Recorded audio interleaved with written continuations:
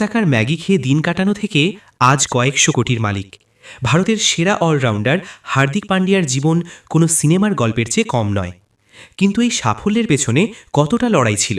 একসময় হার্দিক এবং তার ভাই ক্রুনাল ট্রাকের উপর চড়ে বিভিন্ন গ্রামে ম্যাচ খেলতে যেতেন।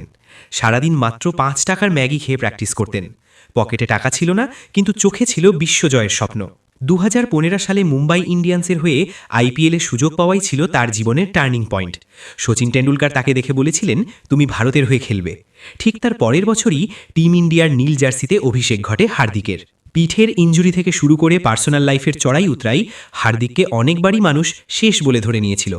কিন্তু 2022 আইপিএল জয় এবং 2024 টি-20 বিশ্বকাপের ফাইনালে সেই শেষ ওভারের হিরো হয়ে তিনি প্রমাণ করেছেন তিনিই আসল কুংফু পান্ডিয়া। হার্দিক পান্ডিয়ার এই নেভার গিভ আপ মানসিকতা কি আপনাকে অনুপ্রাণিত করে? আপনার প্রিয় অলরাউন্ডারকে কমেন্টে জানান, আর ক্রিকেট ক্রাফট বাংলাকে সাবস্ক্রাইব করুন।